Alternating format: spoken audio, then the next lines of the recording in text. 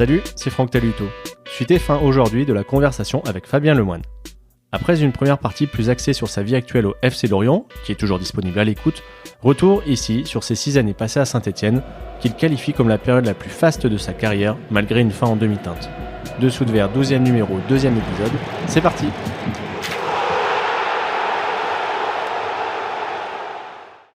Pour venir concrètement à tes années stéphanoises, elles ont commencé d'une manière assez insolite.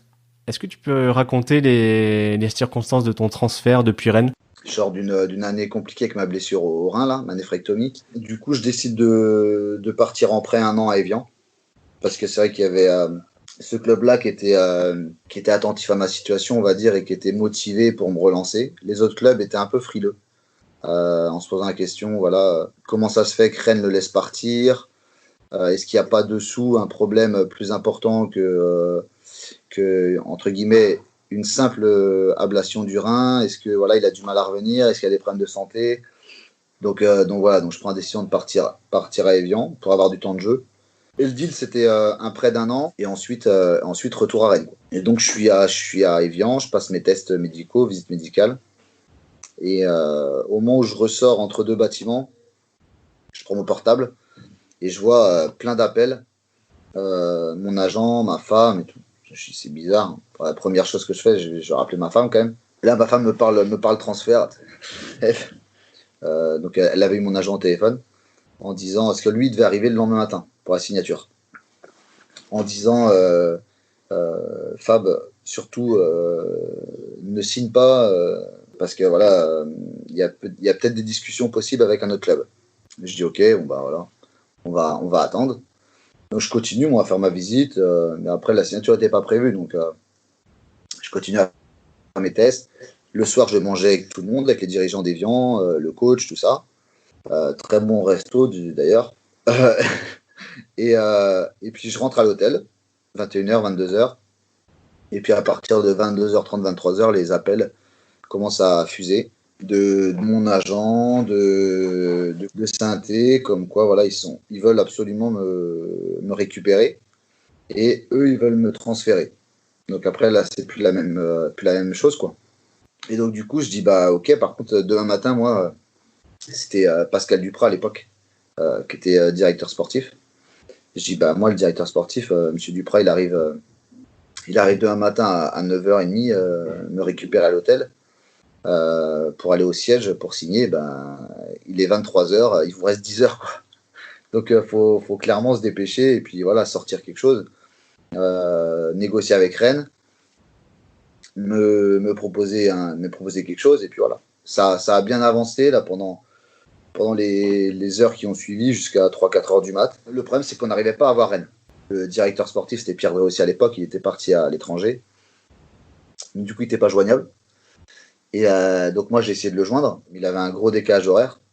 Et on réussit quand même à l'avoir. Moi, je me suis couché à 6 heures du mat. J'avais mis mon réveil à 7h30. Je voulais dormir un peu, mais en même temps, c'est compliqué de dormir. Mais j'ai quand même dormi un peu.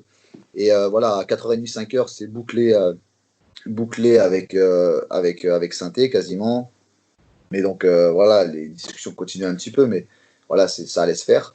Et puis, mais c'était surtout moi de ne pas partir comme un voleur, quoi, d'Évian. Je me suis dit, putain, ça va être compliqué demain matin quand les gens vont arriver.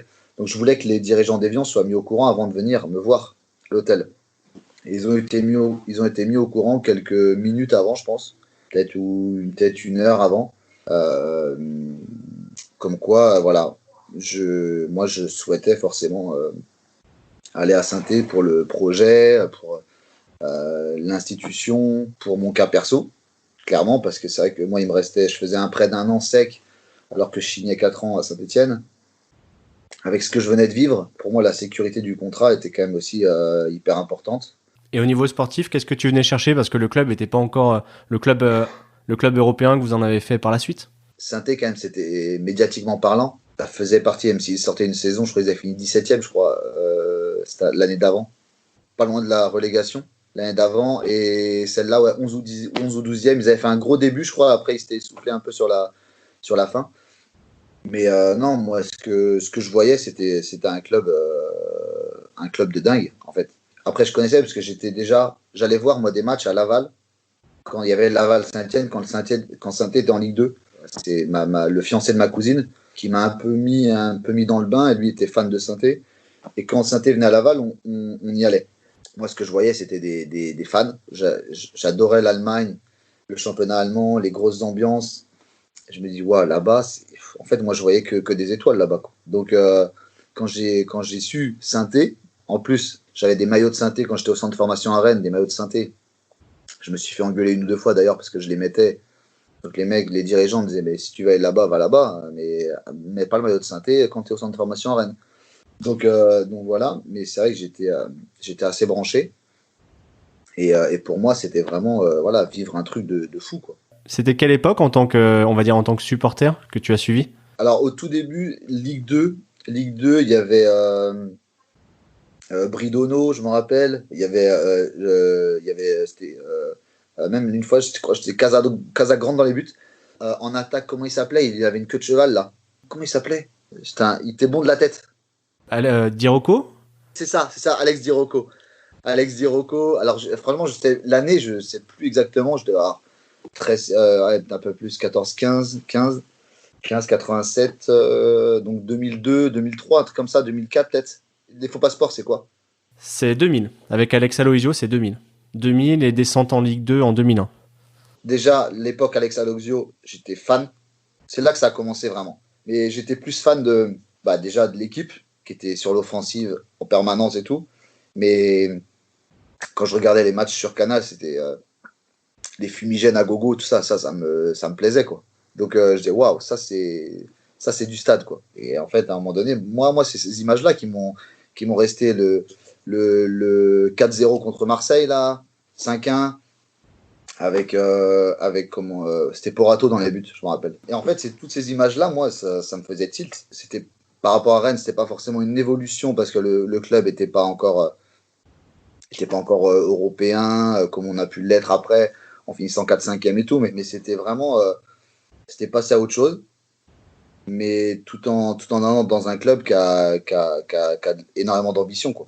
Parce qu'en plus le coach venait de quand même redresser la barre avec le maintien quasiment voilà, en tout cas revenu de loin. Derrière, ils avaient très bien démarré, ils avaient mal fini, mais voilà, là ils passaient avec une structure un peu nouvelle, beaucoup de renouvellement de joueurs. Je me suis dit, c'est un projet qui peut être vraiment sympa, quoi. Le jour de la signature et de la présentation où tu enfiles ce maillot pour la première fois, est-ce que tu as repensé à l'adolescent qui portait ce même maillot un petit peu avant? En fait, je vis le moment présent, mais je suis pas quelqu'un qui me dit ah oui, à l'époque. Et je peux même pas dire je réalisais mes rêves. Par moments, c'est vrai que les gens me disaient ça, ouais, mais en fait, là, tu réalises ton rêve. Non, mais même si demain, j'avais fait une autre carrière et que j'avais signé n'importe quoi au Bayern Munich ou à Manchester, oui, c'est exceptionnel. Mais à un moment donné, l'évolution, elle va crescendo, et ce qui fait qu'à un moment donné, ces choses-là aussi se préparent, elles arrivent. Je veux dire, j'étais quand même lucide sur mon niveau, conscient aussi de ce que je faisais. Et je savais très bien que j'allais jamais être en équipe de France. Je savais que j'allais jamais signer à Manchester ou à Milan AC ou Milan AC ou je sais pas où. Donc à un moment donné, je suis pas rêveur, quoi. Je suis plus terre à terre. Et quand j'en fais le maillot de Saint-Étienne, je me rappelle, j'ai montré les cuissons. J'étais super content, mais j'avais qu'une hâte, c'était de démarrer le boulot, à bosser avec le groupe et puis commencer à jouer à Geoffroy Guichard, quoi. Mais c'était vraiment un transfert un peu particulier parce que c'était mon premier en plus, premier transfert. Et dans ces conditions-là, c'était un peu spécial. Mais au final, à part Evian, tout le monde était heureux, quoi.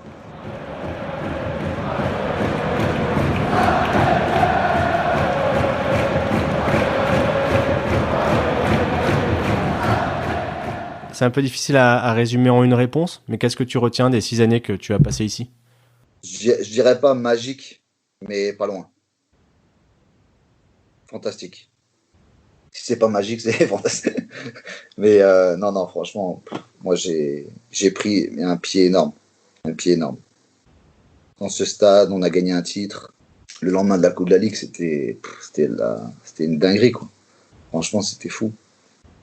Même le Stade de France, bah, c'était contre mon ancien club. Donc, j'avais aussi un peu ce petit truc, cette motivation peut-être supplémentaire par rapport aux autres. Mais quand je voyais le Stade, quand on a soulevé le trophée, j'avais l'impression que le Stade était encore plein, quoi. Pourtant, tous les supporters rennais étaient déjà partis, mais tellement c'était vert, quoi. Donc franchement, moi, j'ai des. Ouais, j'en ai plein. Même la vie, on m'a dit, ah, tu verras, Saint-Étienne, c'est dur, la ville, tout ça. Et j'ai aimé, moi. J'ai aimé. Alors, c'est sûr, je suis pas quelqu'un qui sort beaucoup, donc j'étais rarement en centre-ville, si c'était pour les grandes victoires au club inbox, mais voilà, j'étais rarement en centre-ville. Et encore le club inbox, j'ai fait 6 ans à Saint-Étienne, j'ai pas mis j'ai dû mettre les pieds, j'ai mis les pieds peut-être 5-6 fois au club inbox. Donc, je suis pas un bon danseur déjà, et je suis pas forcément un grand adepte de la boîte. Les alentours,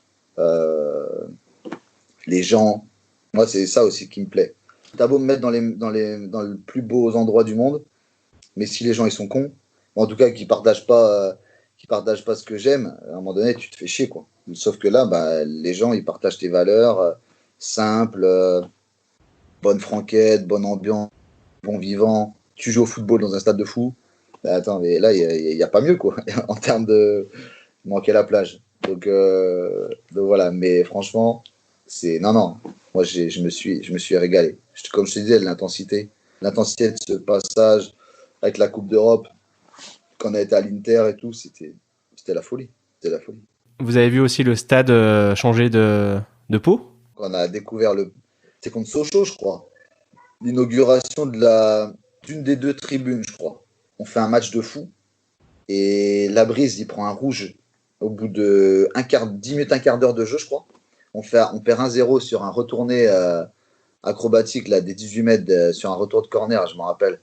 Alors qu'on a des occasions à gogo et franchement, on devait les torpiller et du coup, on perd 1-0. Mais je me rappelle, c'était la tribune nord, je crois. C'était l'ouverture de la tribune nord et le boucan que ça faisait. Oh, oh, franchement, c'était magnifique. Et donc, ouais, le stade, quand il est sorti de terre, là, sorti de terre rénové, ça a été vraiment quelque chose, hein. Ça a été quelque chose. Dans ce stade-là, ça a été des émotions, des émotions de dingue, quoi. Je souhaitais remonter en Ligue 1 pour revenir là-bas. Sur la fin, sur les années qui me restaient, voilà, l'objectif, c'était de remonter en Ligue 1 avec Lorient. Voilà, c'est ce que je m'étais fixé. Mais personnellement, je voulais absolument retourner jouer à Geoffroy Guichard au moins une fois avant d'arrêter ma carrière. Alors certes avec un autre club, mais voilà, pour vraiment remettre les pieds là-bas, ça va être top. J'espère qu'une chose, c'est qu'il y aura la possibilité que les gens puissent enfin se réunir et qu'on puisse aussi sortir de cette galère, quoi. Des fois, on a des joueurs qui nous disent qu'ils sont tellement dans leur bulle que l'environnement autour d'eux, ils le perçoivent pas vraiment. Toi, tu es arrivé à profiter de ce qu'il y avait autour de toi? Ouais, ouais, je profitais, ouais. Je me rappelle des tifos, je me rappelle de Bastia chez nous, quand les Magic font un feu d'artifice. Ils mettent une grosse bâche noire devant, ils tirent un feu d'artifice. On gagne 1-0, c'est Ricky qui marque. Et c'est moi qui ai fait la passe D, c'est pour ça que je me rappelle. Et on lutte à la fin et tout. Mais magnifique, feu d'artifice et tout. Mais c'est là, franchement, moi je profitais tellement j'aime ça. Alors le top, c'est tu mènes 2 ou 3-0, tu maîtrises la balle, il peut trop rien t'arriver. Il reste 20-25 minutes et là tu profites vraiment. Tu joues mais tu profites en même temps. C'est ça qui est fantastique. Et franchement, moi je me suis régalé, hein. Le match dans le derby quand on gagne 3-0 chez nous, je voulais pas que ça s'arrête. Si tu me dis le match il peut durer 24 heures, ouais, on joue 24 heures les gars là. On s'arrête pas tellement l'ambiance était folle. On maîtrisait. Après voilà, Lyon avait 3-0, c'était la fin, donc forcément les mecs ça court moins et tout, c'est plus dur quoi dans les têtes, forcément normal. Et là t'as l'impression de voler, quoi. T'as l'impression de voler sur le terrain. Alors ils nous ont battus plusieurs fois, hein, mais ce match-là, voilà, pour nous, à Geoffroy Guichard, en plus, c'était le premier qu'on gagnait. On n'avait jamais gagné encore à Geoffroy. dans le derby, ça mettait à un moment donné, on se disait putain les gars, faut au moins gagner avant que l'équipe entre guillemets elle parte un peu en tout cas qu'il y ait des départs et tout ça. Et voilà, on avait réussi à le faire avec ce groupe-là, donc c'était top, c'était top. Jérémy Clément me disait récemment que vous aviez parlé ensemble d'une période où en rentrant sur le terrain, vous aviez la sensation que rien ne pouvait vous arriver. Ouais, clairement. La période, là, 2012-2013, quand on gagne la Coupe de la Ligue. L'année d'après aussi, 2013-2014, même si Aubame il part après en 2013, il y a Max qui fait une saison de dingue, Max Gradel. Pour moi, la saison 2012-2013, c'est peut-être quand on gagne la Coupe de la Ligue, c'est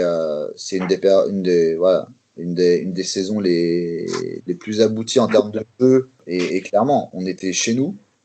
On se dit, alors oui, forcément, contre les gros, c'était plus dur.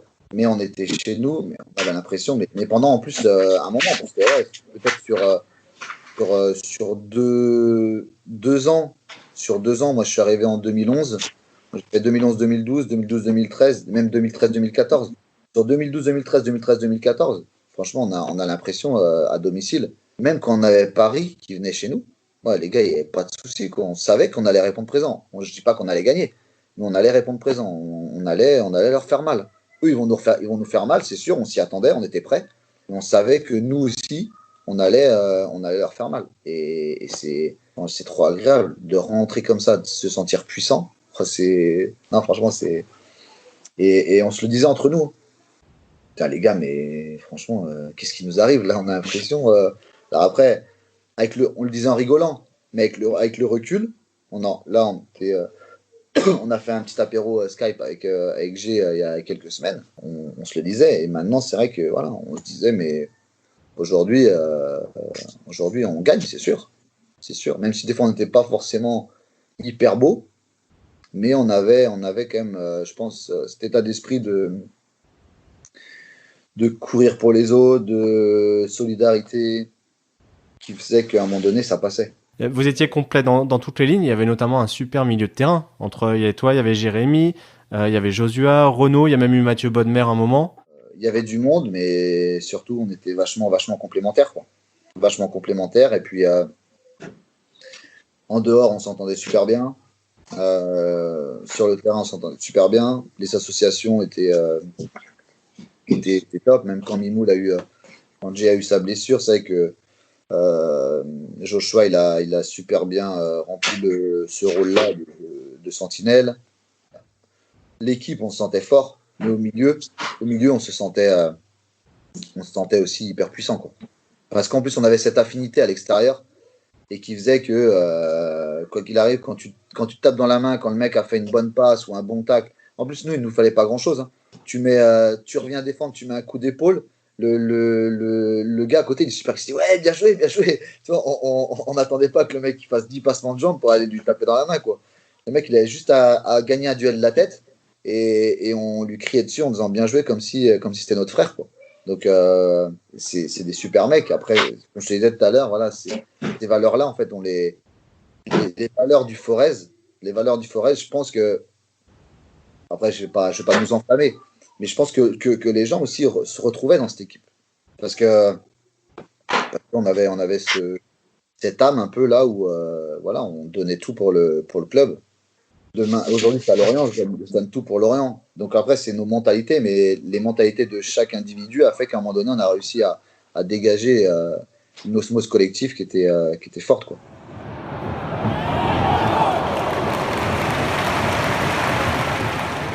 Il y a un autre derby aussi à Geoffroy Guichard qui, je pense, restera peut-être pas toi dans tes meilleurs souvenirs. C'est celui où tu rentres, tu te fais découper par Corentin Tolisso et tu ressors presque tout de suite. Ouais, je l'ai en tête. Bah, après, c'est vrai que je rentre, je prends. Guézal, il prend rouge. Alors, il me touche, il me pousse un peu. Moi, après, je joue le jeu. Hein, donc, je pense comme la plupart des joueurs auraient fait. Dans ce genre de match où il y a une intensité max, une volonté de gagner, c'est vrai que des fois, tu te dis toutes les Russes sont bonnes à prendre. Donc, après, c'est sûr que les Lyonnais vont dire que entre guillemets, que je suis une salope. C'est le jeu. Après, voilà, je tombe, il se fait expulser. Derrière, je me fais fracasser en deux. Après, mentalement, hein, clairement, je suis dans une période très difficile par rapport à ce qui se passait au club, par rapport à moi, la relation que je pouvais avoir avec. Et puis c'était la dernière année, donc je savais que c'était ma dernière année et que c'était la fin. Donc j'étais vraiment pas heureux du tout. Et puis donc en fait c'était un ras-le-bol général. Il restait 3-4 minutes. Après il y avait 2-0, on est 2-0, ils étaient 9 du coup. Je me dis si je sors on est 10. Il pouvait rien nous arriver. Donc voilà. Après, je veux dire, il y aurait eu un expulsé à 10 contre 11, il y aurait eu 1-0, voilà, ça aurait été chaud, je ne serais pas sorti. Là, vu la situation, on menait 2-0, c'était 92 ou un truc comme ça, il restait 2 minutes. Donc voilà, je savais qu'on n'allait pas encaisser de but. Au pire, on en aura encaissé un, mais voilà. Mais je veux dire, on allait gagner le match. Donc ouais, je suis sorti parce que voilà, j'étais déjà avant tout, j'étais dans un état, on va dire, psychologique un peu atteint. C'était deuxième partie de saison, ça je crois. Et du coup, voilà, les relations étaient quand même tendues, un peu avec le coach, avec quelques dirigeants et tout. Donc forcément, c'était voilà, j'étais vraiment en période un peu pas de déprime, mais quand ma femme m'en reparle, elle me dit franchement, Fab, je pense que tu n'en étais pas loin. Et donc, du coup, voilà, je dis, bah, c'est bon, tu sais quoi, je vais aller prendre ma douche, je vais rentrer chez moi. Et puis, ciao, finissez le match. Et j'ai pris ma douche, les joueurs sont rentrés. J'ai même pas réussi à savourer. Et j'ai pris mon sac et voilà, je suis rentré chez moi. Et bon, c'est pas forcément le comportement que moi, j'aimerais qu'un coéquipier fasse, parce qu'après, il y a le jeu aussi d'équipe, de coéquipiers qu'il faut respecter. Et là, j'avais vraiment du mal à faire la part des choses. Donc, du coup, je suis sorti en même temps que Tolisso. Je sais pas, après, j'ai entendu tellement de choses, parce qu'il y a eu aussi ce qui s'est enchaîné, les conférences de presse des dirigeants de Lyon, comme quoi voilà, je suis rentré pour ça, parce que c'est ma mentalité, tout ça, mais les gens, ils me connaissent pas, en fait. Après c'est un milieu tellement où les gens parlent pour rien. C'est pas parce que tu es agressif sur le porteur. Oui, j'en ai fait des fautes, j'en ferai encore. C'est sûr que c'est beaucoup plus plaisant de voir beaucoup de joueurs de Ligue 1, techniques, faire des dribbles, des trucs, machin, que de voir un mec qui va courir pour les autres, qui va essayer de boucher les trous, et pour autant, je trouve que dans mon rôle, voilà, j'essaie d'être le plus propre possible. Et en tout cas, quand je vois mes stats de passes réussies de ça, je trouve que je suis pas trop mal. Et à un moment donné, voilà, je suis milieu de terrain, je suis pas un créateur comme le sont d'autres joueurs. Donc c'est sûr, c'est moins plaisant de regarder Fabien Lemoine à la télé que beaucoup d'autres joueurs. Mais j'ai envie de dire, dans chaque club où je suis passé, les gens m'ont dit ouais, il en faut pour le Stade. À un moment donné, c'est pas grave. Moi, je fais ce que je suis capable de faire et ce qu'on me demande. Donc, à un moment donné, j'essaie de répondre du mieux possible. Mais c'est vrai que voilà, de se faire fracasser comme ça, c'est pas agréable.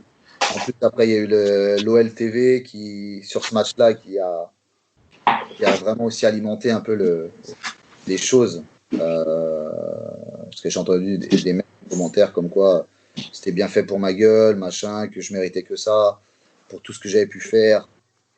Je veux dire, moi, j'ai jamais blessé personne. J'ai jamais mis un tag comme ça à personne. Les pros lyonnais vont défendre leur beefsteak et les autres vont défendre peut-être moi. Mais c'est vrai que sur ce coup-là, je me suis senti attaqué et pas forcément très soutenu. Comme je suis pas sur les réseaux, bon bah au moins c'est peut-être la meilleure des choses qui pourrait m'arriver à ce moment-là. Et puis bah, voilà, moi je répondais pas parce que voilà, mais bon, c'est les proches autour qui m'alertaient un peu sur ce qui se disait et sur ce qui se tramait, quoi. Donc c'est le jeu du foot actuel, hein. Mais voilà, c'était un moment quand même compliqué quand même. J'ai revu les images pour préparer. C'est une des rares fois où j'ai vu Loïc Perrin arriver aussi énervé auprès de l'arbitre et des joueurs adverses. Ouais, non, mais c'est vrai que sur ce coup-là, par contre, les gars, Ils sont arrivés comme une meute de loups. Ça a été Jesse, je crois, il en a attrapé un par le col. Si ça n'avait pas été aussi visuel ou aussi médiatisé, je pense que ça aurait pu partir un peu plus en général. Et c'est vrai que non, c'était impressionnant. Bah après, moi, je ne l'ai pas vu arriver en fait. Et quand on le regarde, les potes à Lorient, ils m'ont envoyé la dernière fois, on a un groupe WhatsApp, ils me l'envoient. Et il y a eu un montage de fait. Derrière, il y a des mecs qui me portent comme si j'étais dans un cercueil. Et un montage Twitter. Et les mecs, après, franchement, on en rigole. Ouais, moi j'adore chambrer. Donc là, j'en rigole, il n'y a pas de souci. Mais je leur ai dit, mais vous vous rendez pas compte. Mais sur le coup, oh, j'ai pris un coup de bambou. Je ne l'ai pas vu arriver, je ne m'y attendais pas du tout. J'ai valsé, en plus un peu sur la nuque et tout, sur le dos, à l'arrière. Je dis franchement, j'étais choqué de l'intensité. Alors, Lyon était habitué à la Ligue des Champions, donc peut-être que c'est les tacles Ligue des Champions, mais moi, j'ai jamais joué, donc à un moment donné, voilà. Mais franchement, j'étais choqué de l'intensité du tacle, parce que là, voilà, tu peux pas me dire, je prends le ballon, voilà. Là, c'est vraiment, je vais chercher le gars, je le soulève et je lui ruine sa carrière. Clairement, c'était l'objectif, je pense. Et par contre, j'avais été très choqué quelques jours après de voir que Tolisso avait pris 2 matchs. Il a pris 2+1 sur ce match-là. Je pense que si c'est moi qui fais la même chose sur un Lyonnais, waouh, je pense que j'y suis encore, je crois. C'est assez incroyable. Assez incroyable, mais bon, tant mieux pour eux. Hein. Tu l'as évoqué un petit peu plus tôt tout à l'heure, c'est la fin de ton cycle à Saint-Etienne, la fin de ton passage ici à Saint-Etienne. Tu es parti relativement discrètement. Comment tu as vécu cette séparation ? C'était un peu écrit de toute façon la fin de saison. J'étais attentif aussi à ce qui se disait. Il y avait un renouvellement aussi de l'effectif. On en était tous conscients. Moi, le premier. J'ai appris aussi à travers les années à comprendre comment marche aussi le monde du foot. Donc après, moi, j'attendais. En fait, moi, je fais ma carrière, mais en fait, j'attends rien en retour. Parce qu'aujourd'hui, on peut te dire oui, mais demain, on peut te dire non. Voilà. Donc, moi, je fais ma carrière, je défends mon beefsteak au maximum. Et puis voilà. Donc, après, je suis assez. Quand j'avais renégocié mon contrat à Saint-Étienne, voilà, même pour plein de choses dans les discussions, je participe énormément aux discussions à travers mon cas perso et les clubs. Donc en fait, voilà, j'aime bien parce que voilà, c'est un domaine qui me plaît et puis ça me concerne. Donc à un moment donné, voilà, je m'intéresse à tout ça. Donc forcément, je savais ce que le club attendait. Après, voilà, ça a été un peu plus compliqué que prévu parce que Oscar Garcia est arrivé et je me suis préparé comme un dingue en fait. J'ai dû m'arrêter une semaine à la fin du championnat, 10 jours. Et après, j'ai rattaqué une prépa seule avant de reprendre l'entraînement avec le groupe. Donc, je suis arrivé, j'étais affûté. J'avais envie de prouver au coach que je pouvais faire partie de l'équipe. Pour moi, c'était l'objectif. Mais en faisant ça, au final, le coach, ce que j'ai fait, ça lui a plu. Il m'a jamais bloqué parce qu'il était un peu au courant. Parce qu'en fait, lui, quand il est arrivé, il m'a dit clairement, voilà, moi, la discussion que j'ai eu au départ, c'est le moine ne compte pas sur lui. Hein, le moine, il part. Donc voilà, donc lui, il est arrivé, il ne me connaissait pas. Donc forcément, moi, je suis arrivé comme une balle. Je courais partout, il me faisait une conservation de balle. Je courais dans tous les sens. Techniquement, comme j'étais plus affûté que tout le monde, j'étais moins à l'agonie à chaque effort. Donc, du coup, voilà. Et clairement, à un moment donné, il me dit, mais depuis le début de la prépa, t'es le meilleur joueur. Que je vois aux entraînements, t'es le meilleur joueur. Ils me disent que je compte pas sur lui, mais à un moment donné, moi, je leur dis, mais aujourd'hui, c'est mon meilleur joueur sur le terrain aux entraînements. Donc, et ça, je te jure, je te mens pas. Et je suis pas quelqu'un qui va se lancer des fleurs pour rien. Il me dit ça. Et je dis, ouais, mais bon, coach, à un moment donné, moi, je me prépare pour le futur, en fait. Je sais que c'est pas ici, donc ça sera pour un autre club. Mais à un moment donné, moi, je me prépare pour arriver dans un autre club au taquet, chez taquet, affûté comme jamais, pour justement être montrer que voilà, je suis venu, mais c'est pas pour végéter, je sais pas où, sur le banc ou voilà. Moi, l'objectif, c'était d'arriver prêt et comme en plus il y avait un peu de discussion avec Lorient, je savais que le championnat de Ligue 2 reprenait avant, donc forcément, il fallait que je me tienne prêt rapidos. Jusqu'au moment où un jour, il me dit, ouais, mais moi je veux te garder. Comment on fait? Je dis, bah après, il faut voir avec les dirigeants, quoi. Puis à un moment donné, ça s'est décanté. Et puis, du coup, je suis arrivé le matin, au petit-déj, à Saint-Étienne, et je vais voir Oscar Garcia. Je dis, bon, bah, coach, je viens vous dire au revoir, je pars. Et lui, il n'était pas au courant. On a discuté, on a échangé. Lui, il trouvait ça bizarre que je parte en Ligue 2. Il me dit, mais pourquoi tu vas pas en Ligue 1? De ce que je vois, tu as le niveau, tu as largement le niveau et tout. Je dis, ouais, mais après, c'est un choix aussi familial. Et puis après, honnêtement, j'avais Strasbourg. Concrètement, j'avais 2 offres, Strasbourg et Lorient. Et c'est vrai que quand je vois aujourd'hui le parcours de Strasbourg, il y a des gens qui me disent, tu aurais dû aller à Strasbourg, tu as vu ce qu'ils font, le club et tout, c'est top. Je dis, moi, j'ai aucun regret à être venu à Lorient. Je suis super fier, super content d'avoir relevé ce défi. On en a parlé encore récemment avec le président et tout. Voilà, d'avoir rempli l'objectif de faire monter ce club. Et non, je suis très bien ici. Mais c'est vrai que j'ai pris la tête avec Roland. Et quand on s'était revu, quand ils m'ont invité pour le derby au mois de novembre, je me suis dit au début, ouais, ça va être un peu bizarre, quoi, la relation et tout. Après, Roland, c'est quelqu'un qui est vachement dans l'affect et tout. Donc, dès que je suis arrivé, il m'a pris dans les bras, machin. Ça va, mon petit, et tout. Donc, c'est pour ça va vraiment me faire plaisir de revenir chez vous pour revoir un peu tout ce monde-là. Mais bon, il y aura un match à jouer. Mais c'est vrai que je sais, quand tu disais tout à l'heure, des fois, on fait abstraction un peu de ce qui se passe autour et tout. Je sais que là, ça va être un moment, pour moi, ça va être un moment vraiment particulier. Et je le prends comme un privilège, quoi, de revenir dans ce stade, dans ce club, pour revoir des gens et tout, ça va. Parce que ça a été, ouais. Si je résume ma carrière, alors là, il y a eu cette montée. Donc voilà, j'espère que j'ai encore d'autres choses à vivre avec Lorient. Et franchement, pour l'instant, je vis des moments extra aussi ici.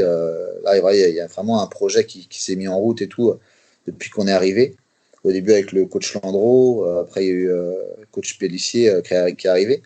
Mais voilà, il y a vraiment un truc qui est en train de se mettre en place. Mais après, le chaudron, tu le remplaceras pas en fait. C'est ça qui fait dans ce club-là, dans votre club là, c'est ce qui fait vraiment la différence, quoi. C'est ce stade-là, il est extraordinaire, quoi. Franchement, c'est un truc de fou. T'as beau faire après, oui, Marseille forcément, c'est aussi énorme. Mais voilà, pour moi, avoir vécu à Saint-Étienne et voilà, avoir connu ces émotions-là, Lorient, le projet est top, voilà, il y a une dynamique qui se met en route et tout. Mais à un moment donné, tu ne peux pas comparer. Parce qu'à un moment donné, tu as un stade qui est voilà, 15, 20, 30, 50 fois plus bruyant ou plus passionné, voilà, et plus dévoué à son club, à son équipe que l'autre. Donc voilà, mais pour autant, je me régale à jouer au Moustoir tous les 15 jours. Mais c'est voilà, la passion est différente. C'est pas une insulte au Moustoir ou aux supporters lorientais.